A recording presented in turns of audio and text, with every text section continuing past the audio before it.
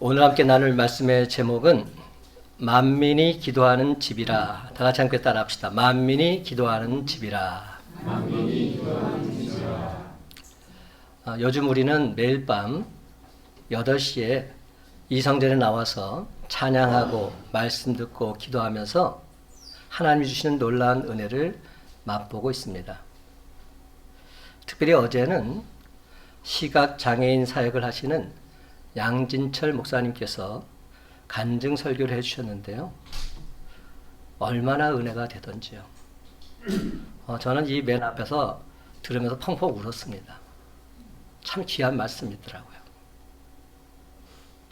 여러분들 못 들으신 분들이 많이 있을 것 같아서 유튜브로 들어가면 됩니다. 유튜브에서 2023 다니엘 기도회를 치면 4일차가 나와요. 4일차 간증을 들으시면 됩니다. 한 1시간 안 되는 간증인데요. 1시간 정도 여러분 시간 내실 수 있잖아요. 한번 꼭 들어보세요. 분명히 하나님의 은혜가 임할 것입니다. 그분이 말씀을 정한 것이 바로 요한복음 9장 1절부터 3절 말씀이고요. 로마서 5장 8절 말씀이에요. 제가 한번 읽어볼게요. 요한복음 9장 1절부터 3절 말씀. 예수께서 길을 가실 때에 날 때부터 맹인된 사람을 보신지라. 제자들이 물어 이르되 라비여 이 사람이 맹인으로 난 것이 누구의 죄로 인함이니까? 자기니까 그의 부모니까? 예수께서 대답하시되 이 사람이나 그 부모의 죄로 인한 것이 아니라 그에게서 하나님이 하시는 일을 나타내고자 하심이라. 그에게서 하나님이 하시는 일을 나타내고자 하심이라. 그리고 로마서 5장 8절 말씀을 갖고 말씀을 전해 주셨는데 우리가 너무 잘 아는 말씀이죠. 우리가 아직 죄인 되었을 때에 그리스도께서 우리를 위하여 죽으심으로 하나님께서 우리에 대한 자기의 사랑을 확증하셨느니라. 제가 이 말씀은 여러 번 설교를 했어요. 로마 오빠 사랑 확증 이렇게까지 여러분한테 강조를 했었습니다. 로마서 5장 8절 사랑 확증의 말씀이다. 정말로 귀한 말씀이에요. 근데 이 말씀을 다른 성경을 갖고 풀어서 말씀하시더라고요. 요즘에 쉬운 성경도 있고 세번역도 있고 현대 성경도 있는데 유진 피터슨이 쓴 메시지라는 성경이 있습니다. 정말로 소설처럼 성경이 쫙 전개가 되는데 얼마나 재미있는지 몰라요. 여러분들 꼭 사서 읽으시면 좋을 것 같아요. 유진 피터슨이 쓴 신약성경 메시지가 있는데 메시지 5장 8절 보니까 로마서 5장 8절에 이렇게 기록되어 있더라고요. 하나님은 우리가 그분께 아무 쓸모가 없을 때 당신의 아들을 희생적 죽음에 내어주심으로 그렇게 우리를 위해 당신의 사랑을 아낌없이 내놓으셨습니다. 우리가 아직 죄인 되었을 때는 말을 어떻게 표현하나 봤더니 하나님은 우리가 그분께 아무런 쓸모가 없을 때, 저와 여러분은 솔직히 아무런 쓸모가 없어요. 그럼에도 불구하고 하나님께서 우리를 사랑하셔서 당신의 아들 독생자 예수 그리스도를 십자가에 달려 죽이시기까지 당신의 사랑을 확증해 주셨어요. 저는 그분의 이 간증을 들으면서 이것이야말로 진짜 하나님 사랑의 확증이구나 하는 것을 체험하게 됐어요. 그런데 참으로 안타까운 사실은 하나님이 예비하신 그 은혜의 자리에 동참하시는 분이 너무나도 적다는 사실입니다. 주님의 크고도 놀라운 은혜를 받으려면 바로 그 자리에 내가 있어야 합니다. 내가 그 자리에 있지 않는데 어떻게 하나님께서 우리를 은혜를 베풀어 주시겠습니까? 은혜 받는 자리에 내가 있어야죠. 그래야 은혜를 받는 겁니다. 그러므로 이제부터라도 매일 밤 주의 성전에 나와서 다니엘 기도의 자리를 꿋꿋이 지킴으로 하나님께서 부어주시기로 약속하신 놀라운 은혜 온전히 받아 누리시는 저와 여러분이 다 되시기를 예수님의 이름으로 간절히 축원합니다. 여러분, 저는 나이가 60이 넘었는데도 나이에 어울리지 않게 애들 먹는 거 좋아해요. 애들 먹는 걸 너무 좋아해요. 그래서 아이들이 좋아하는 것들은 다 제가 먹고 즐깁니다. 그래서 가끔 식사 대신에 햄버거를 먹거나 샌드위치를 먹거나 이런 걸 먹어요. 그러니까 다른 목사님 볼 때 목사님 지금 나이가 몇인데 그런 걸 먹어요? 그래요. 아니 맛있는 걸 어떻게 맛있으면 먹어야지. 근데 제가 샌드위치를 많이 먹는 중에 한 사람인데 샌드위치 여러분들 만드는 법 다 아시잖아요. 샌드위치 어떻게 만들죠? 별로 어렵지 않습니다. 샌드위치 만들려면 그 식빵을 토스트에 약간 딱 구워요. 그러면 구운 데다가 양쪽에 딸기잼이나 땅콩잼이나 이렇게 바르죠. 그리고 그 안에다가 계란을 붙여가지고 넣거나 또 햄을 붙여서 넣거나 그리고 새우, 제가 좋아하는 새우를 붙여서 넣거나 이러고 딱 붙여서 먹으면 그게 샌드위치입니다. 얼마나 맛있지 몰라요. 참고로 저는 새우 토스트나 새우 버거를 참 좋아해요. 저 사달라고 얘기하는 거 아니에요. 생각 있으면 하세요. 왜냐하면 제가 전에 한번 겨울철에 붕어빵 좋아한다니까 성도님들 계속 붕어빵 사와가지고 질리도록 먹은 적이 있어요. 그러니까 함부로 말해서는 안 되겠더라고요. 근데 좋아하는 건 맞습니다.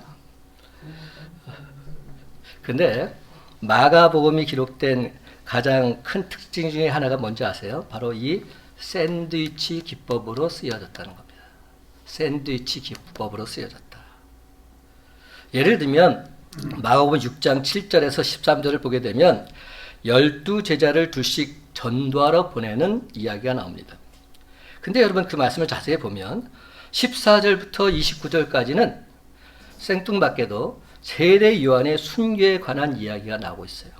아니 제자들을 전도하러 보내면서 갑자기 장면이 바뀌는 겁니다. 그리고 세례 요한의 순교에 관한 이야기가 기록되는 겁니다. 그리고는 또다시 30절부터 33절에 12제자가 전도하고 돌아와서 예수님께 보고하는 이야기로 끝이 나고 있어요. 이게 바로 샌드위치 기법이라는 거예요. 두 개 사이에 하나를 끼워 넣는 거. 근데 하나가 들어간 그것이 정말 귀한 거. 이게 샌드위치 기법입니다. 우리도 그렇죠. 샌드위치 먹으면 빵보다 그 안에는 내용물이 더 맛있잖아요. 여러분 이러한 구조는 비슷한 이야기 가운데서 마치 엉뚱한 이야기가 삽입된 것 같지만 사실은 엉뚱한 이야기를 삽입한 것이 아니라 앞과 뒤의 이야기를 조금 더 강조하려는 뜻이 내포되어 있는 겁니다. 즉 예수님께서 12제자를 파송하시고 돌아와서 보고하는 내용 사이에 세례 요한의 순교에 대한 이야기를 삽입시킴으로써 제자로 파송되어 일하는 것은 마치 순교자의 각오를 가지고 일해야 한다는 것을 강조하는 의미가 담겨 있는 것입니다. 순교자의 자세로 복음을 전해야 한다는 겁니다.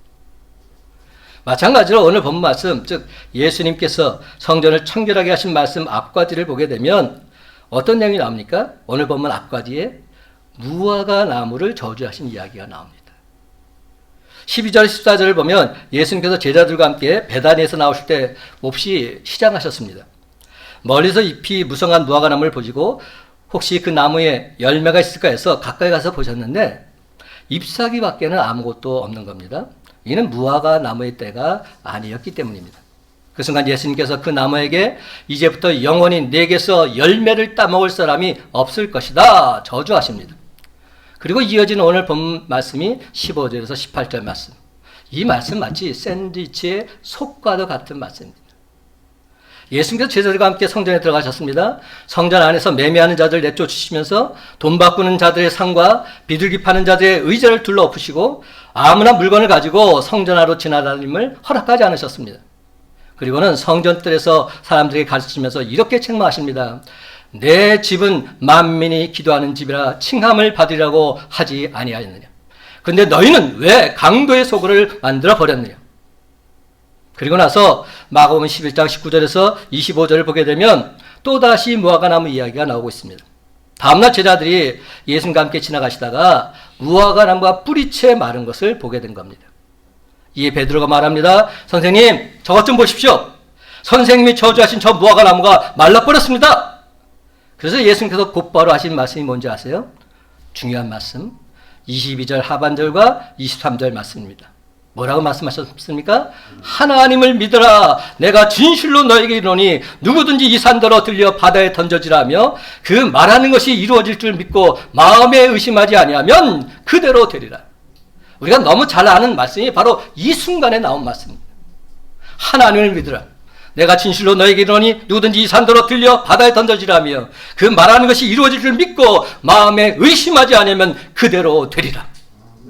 그러면 여러분, 샌드위치의 속과 같은 오늘 본문의 말씀은 성전은 만민이 기도하는 집인데 이 집에서 기도하는 사람들은 하나님을 믿고 기도하라 말합니다.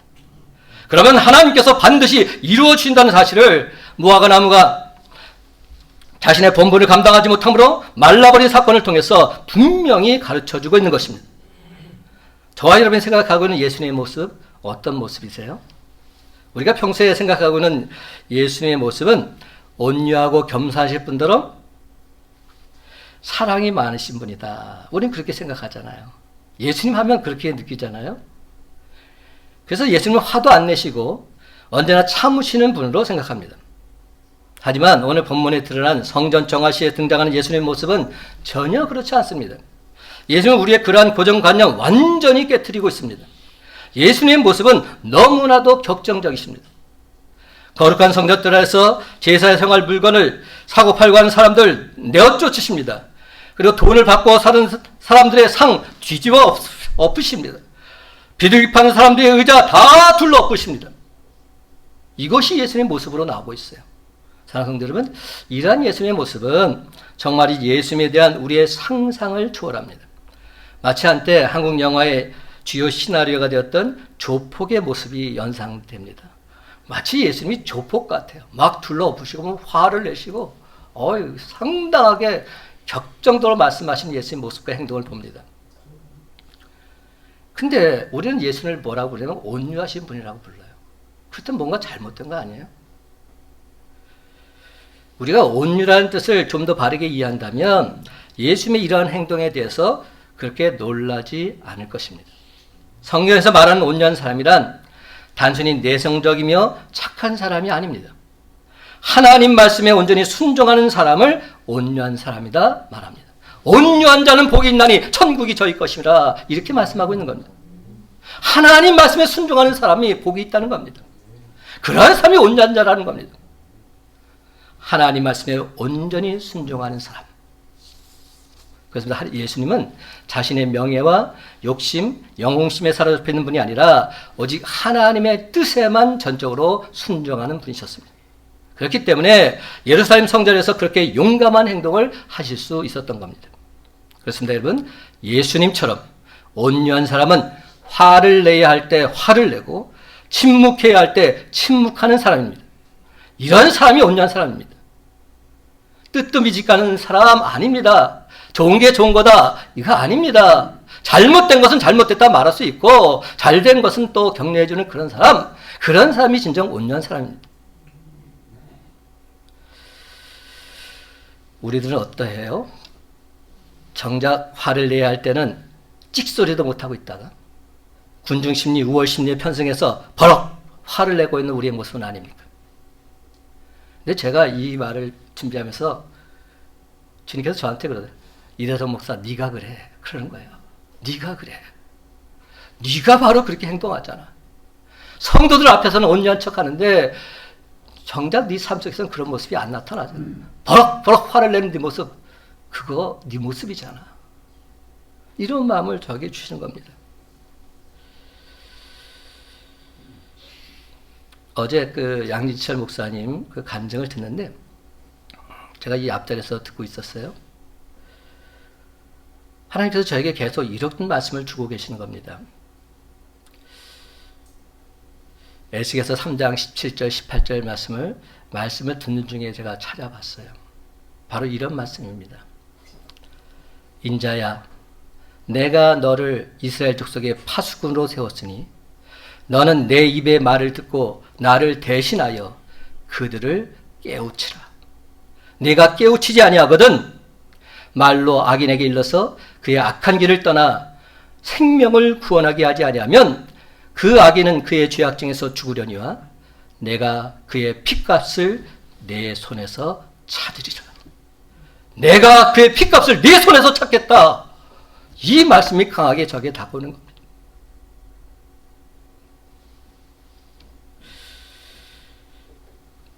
남들이 저에 대해서 말할 때 우리 목사님 참 온유하세요. 온유한 성품의 소유자세요. 저 그 얘기 참 많이 들었어요.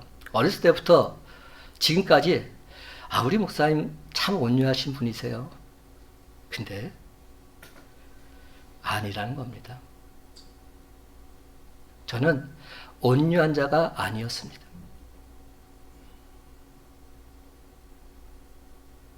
하나님 말씀을 전할 때는 온전히 전해야 되고 사랑을 베풀 때는 사랑을 베풀어야 되는데 그렇지 못했습니다. 저뿐만이 그럴까요? 우리 모두 다 그렇게 살고 있지는 않을까요? 하나님 말씀이 진림을 알면서도 정작 그 말씀대로 순종하지 못하는 내 모습, 온유한 척하는 내 모습, 그 모습이 내 모습은 아닐까요? 어제 제가 그 간증을 들으면서 계속 저를 강하게 찔렀습니다.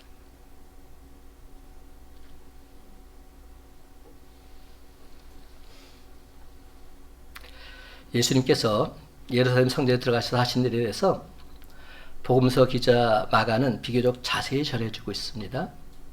마가가 전해주는 내용을 읽어보면 예수님께서 왜 그러한 격정적인 행동을 취하셨는지 충분히 이해할 수 있습니다. 만약 예수님께서 성전에서 벌어지고 있는 일들을 보시고도 전혀 모른 척하고 그냥 지나치셨다면 그것은 예수님의 모습이 아닙니다. 그것은 예수님다운 모습이 아닌 겁니다. 예수님 물론 사랑이 넘쳐나는 분이심을 맞습니다. 근데 예수님은 공의로운 분이시기도 합니다. 우리가 믿는 하나님은 사랑의 하나님이십니다. 그러나 사랑의 하나님이시면서도 공의의 하나님이십니다. 잘못된 것은 잘못됐다 말씀하시는 분이십니다.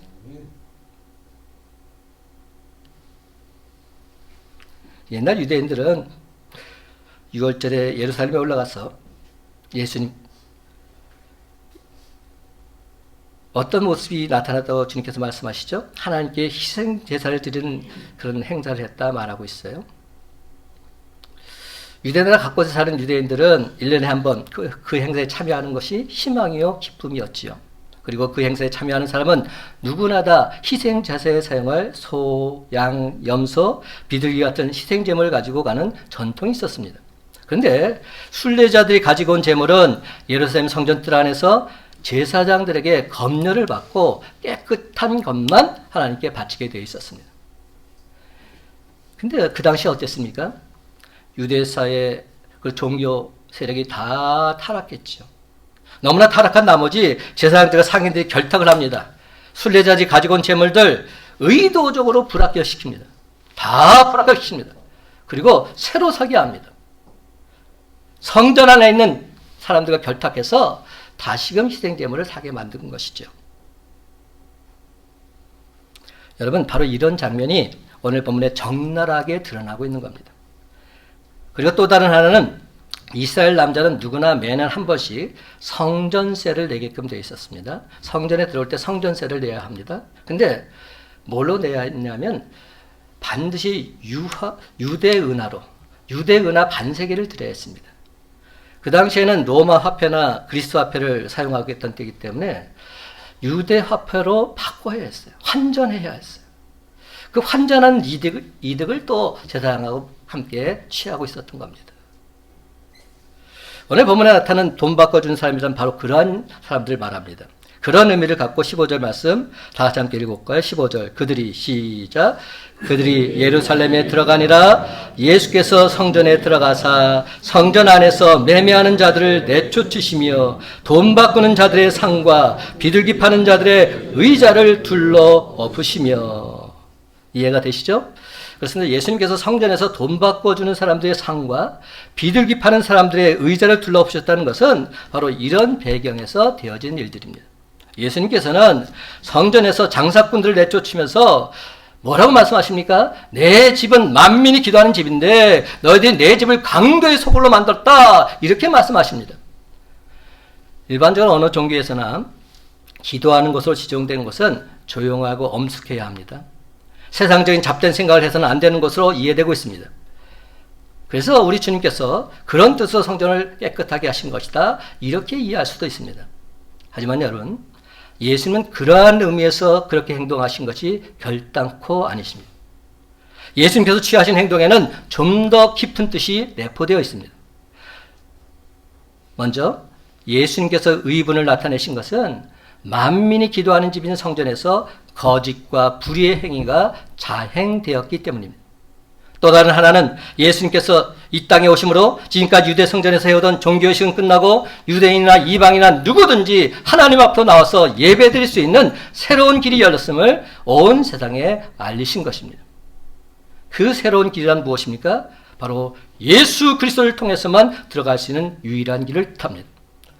요한복음 14장 6절을 말합니다. 예수께서 이르시되 내가 곧 길이요 진리요 생명이니 나로 말미암지 않고는 아버지께로 올 자가 없느니라. 내가 바로 유일한 길이고 내가 바로 유일한 진리고 내가 바로 유일한 생명이다 말씀하십니다. 예수 그리스도를 만나고는 그 누구든지 구원받을 수 없다. 분명히 메시지를 주고 계십니다. 미국의 영성신학자 리처드 포스터는 기도는 하나님의 마음을 여는 열쇠라고 했습니다.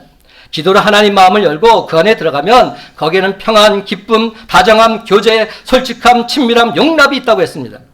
여러분, 인간의 본향인 하나님의 마음으로 들어가는 열쇠가 기도라면 그 문은 바로 예수 그리스도를 통해서만 가능한 줄 믿으시기 바랍니다. 그래서 우리는 늘 언제나 어떻게 하나님께 기도를 드립니까? 마지막 기도 마칠 때 어떻게 끝납니까? 예수님의 이름으로 기도합니다. 아멘. 이렇게 끝납니다. 이 말의 뜻이 뭐죠? 지금까지 내가 기도한 모든 것이 예수님 당신의 뜻인 줄 믿고 기도합니다. 이런 뜻입니다. 근데 우리는 항상 기도할 때 내 뜻으로 기도해요. 내가 원하는 것을 기도해요.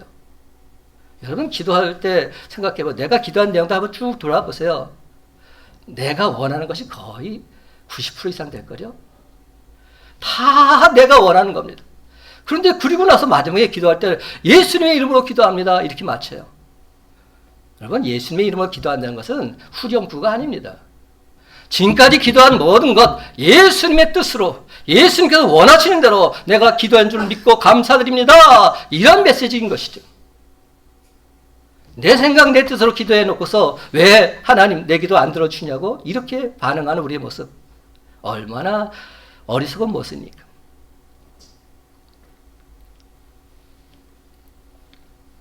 옛날 이스라엘 백성들은 하나님 앞으로 나가기 위해서 반드시 희생제물을 가지고 와서 제사장을 통해서 하나님과의 만남이 이루어졌습니다. 그러나 예수 그리스도께서 이 땅에 오신 이후부터는 그러한 번거로운 절차는 필요 없게 된 겁니다. 예수 그리스도 안에 있는 하나님의 은혜, 하나님의 자비의 문을 통해서 직접 하나님께로 들어갈 수 있게 되었기 때문에 하나님과의 직접적인 대화가 시작된 것입니다. 그 순간 하나님과의 대화는 피상적인 대화가 아닙니다. 매우 솔직한 대화입니다. 그렇습니다. 하나님과의 진실된 대화, 바로 그것이 기도인 것입니다. 사랑하는 여러분, 온유하신 예수님께서 성전에 들어가셔서 성전 안에서 매매하는 자들을 내쫓으시고 돈 바꾸는 자들의 상과 비둘기 파는 자들의 의자를 둘러엎으시면서 대노하셨던 이유가 무엇입니까? 그것은 성전이 성전 노릇을 하지 못했기 때문에, 성전의 역할을 감당하지 못했기 때문에. 그렇다면 여러분, 성전의 본래 역할은 무엇입니까?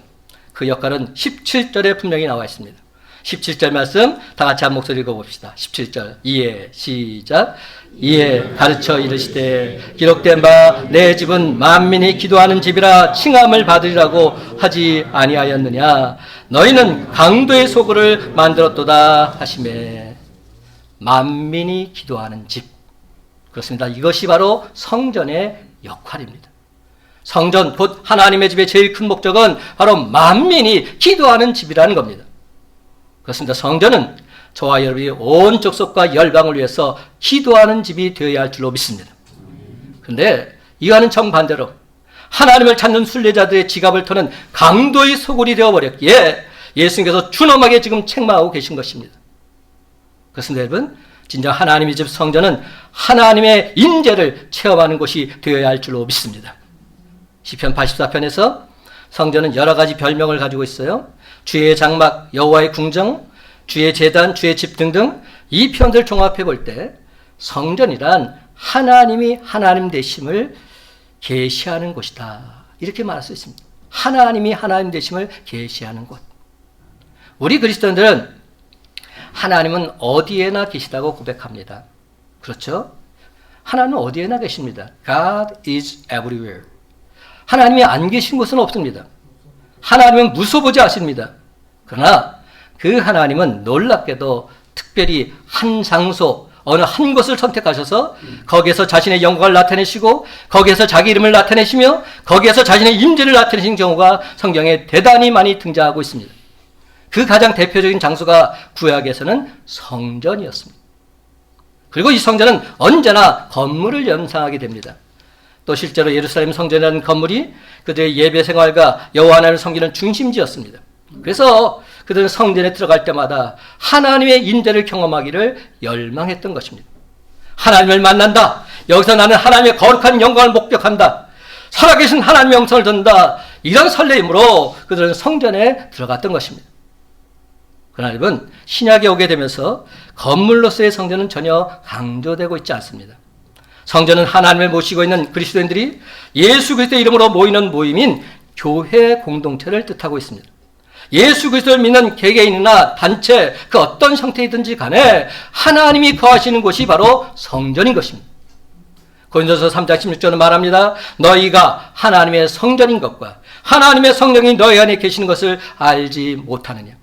또한 고린도전서 6장 19절과 20절 너희 몸은 너희가 하나님께로부터 받은 바 너희 가운데 계신 성령의 전인 줄을 알지 못하느냐. 너희는 너희 자신의 것이 아니라 값으로 산 것이 되었으니 그런즉 너희 몸으로 하나님께 영광을 돌리라. 아멘. 그렇습니다. 성전이 하나님이 임재하는 곳이라면 예수 그리스도께서 그 안에 거주하는 사람도 성전인 겁니다. 내 안에 주님을 모시고 있다면 내 안에 성전이 있는 겁니다. 예수 그리스도를 영접해서 그분이 우리 안에 계시다면 우리 자신이 곧 성전인 것입니다. 그렇다는 얘기는 지금 주님께서 우리를 어떤 관점으로 보고 계신다는 말입니까? 주님께서 우리를 보실 때 만민을 위해 기도하는 집으로 보고 계신다는 말입니다. 그렇습니다. 바로 이것이 주님께서 우리를 바라보시는 관점입니다. 그렇다면 여러분, 하나님께서 우리를 죄와 사망에서 구속하시고 우리 안에 친히 성령으로 거주하시면서 하나님의 성전 된 우리 각 사람에게 원하시는 목표가 무엇일까요? 장사하고 돈 바꾸고 세상에서 복잡한 여러 가지 일에 우리 자신이 들여지기를 원하실까요? 아닙니다. 절대로 아닙니다. 하나님께서 진정 원하시는 것은 하나님께서 우리에게 처음 말씀하신 그 목적 그대로 살아가기를 원하십니다. 다시 말합니다. 성전인 우리 몸을 진정 만민이 기도하는 집으로 사용하기를 원하고 계십니다. 그렇습니다, 여러분. 하나님께서 우리를 보실 때 우리의 영들은 만민을 위해 기도하는 집이 되어야 합니다. 하나님께서 예루살렘 교회를 흩으신 이유가 뭡니까? 예루살렘과 온 유다와 사마리아 땅 끝까지 이르러 예수 증인이라고 되라고 말씀하셨는데 자기들끼리만 모이는 데만 관심을 가졌기 때문입니다. 하나님은 오늘 시간에도 우리들에게 너희를 볼 때마다 땅 끝을 바라보고 있느라 말씀하십니다. 이것이 바로 하나님 아버지의 마음입니다. 그러므로 오늘 우리는 이렇게 기도해야 합니다. 하나님이 보시는 시각으로 세상을 바라보게 해 주옵소서. 내 기도를 통해서 내 뜻이 아닌 하나님의 뜻이 이루어지게 해 주옵소서.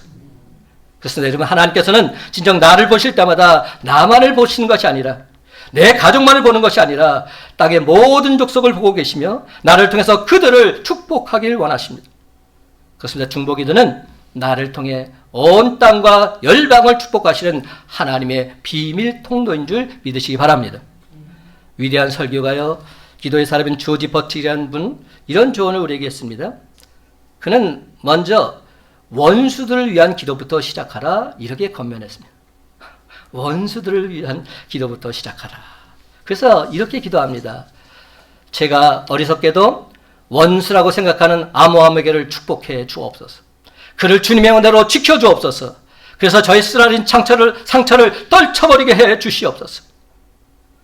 또한 다음으로 그는 우리에게 정치, 의학, 학문, 예술 그리고 종교문화 지도자들과 이 세상의 궁핍한 사람들을 위해서 계속해서 기도하라고 말합니다. 여러분, 이 조언이 갖는 가장 큰 가치는 뭘까요? 우리로 하여금 우리 자신의 편협하고 사소한 관심사를 벗어나서 상처받고 궁핍한 세계 속으로 단호하게 뛰어들어야 함을 말하고 있는 것입니다. 그래서 오늘 시간 하나님이 이 땅에 무너진 것을 막아서서 간절히 기도하는 중보기도자를 찾고 계십니다.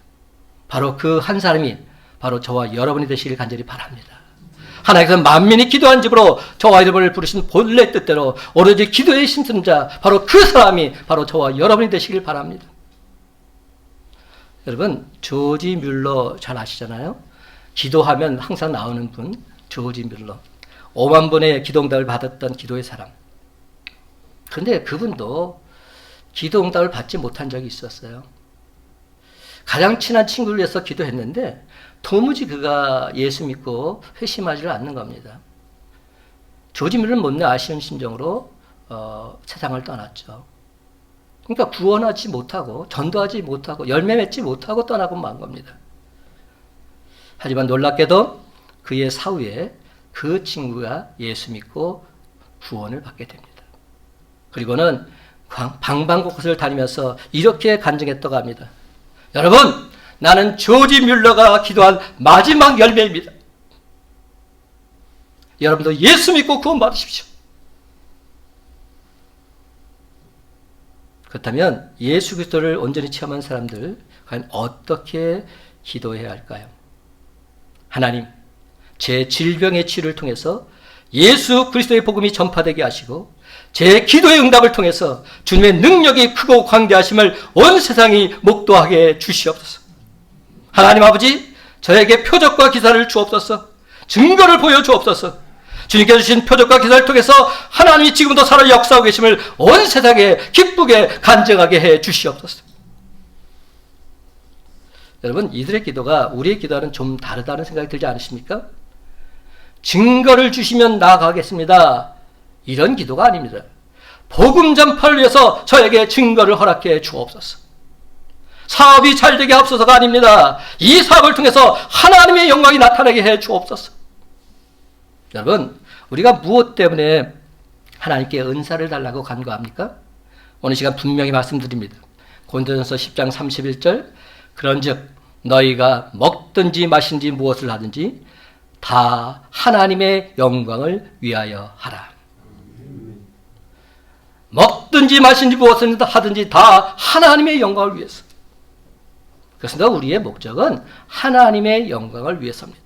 하나님의 영광을 위해서 필요하니 제게 능력을 주옵소서. 하나님의 영광을 위해서 필요하니 저를 치유해 주옵소서. 하나님의 영광을 위해서 필요하니 제 기도에 응답해 주시옵소서. 여러분, 이것이 진정 정확하고 올바른 기도입니다. 내가 해야 할 하나님의 일을 행하는 자가 되게 하옵소서. 내가 참여할 시간에 참게 해 주옵소서. 내가 전해야 될 시간에 전하게 하옵소서. 내가 사랑해야 될 사람을 사랑하는 자 되게 해 주시옵소서. 사랑하는 성도 여러분, 이렇게 기도할 때 초대교회에 어떤 일이 벌어지고 있습니까? 사도행전 4장 31절, 빌기를 다음에 모인 곳이 진동하더니 무리가 다 성령이 충만하여 담대히 하나님의 말씀을 전하리라.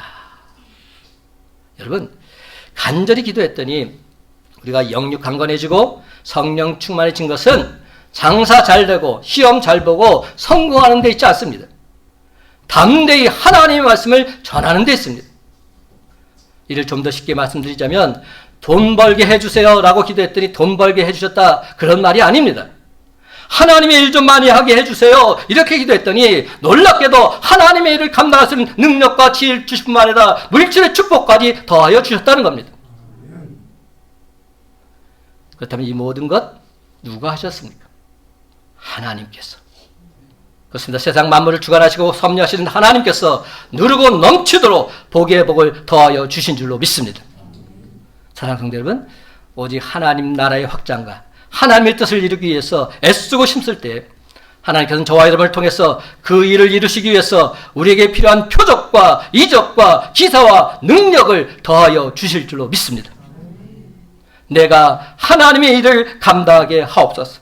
내가 하나님의 일을 감당할 수 있도록 힘과 능력을 주옵소서. 이렇게 기도드릴 때 하나님께서는 우리에게 필요한 건강도 주시고 물질도 주시고 지혜도 주시고 담대함도 더하여 주실 줄로 믿습니다.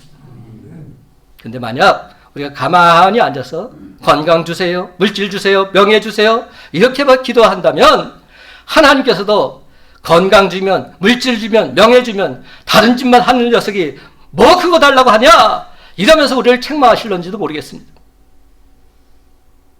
그리고 사랑하는 성도 여러분, 이제부터는 나 자신을 위해서, 나 자신의 유익을 위해서 하나님께 기도하지 마시고 내가 진정 하나님을 기쁘시게 하기 위해서, 하나님의 영광을 위해서 살겠노라 기도하시기 바랍니다. 그러면 하나님께서 성령 충만한 능력을 부어주사 사탄 마귀의 영적 전투에서 넉넉히 승리하게 될 줄로 믿습니다. 이와 함께 덤으로 용기도 주시고 담력도 주시고 힘도 주시고 물질도 주시고 건강도 주시고 지혜도 주셔서 하나님의 놀라운 은혜를 찬양하며 경배하게 될 줄로 믿습니다. 이제 말씀을 맺습니다.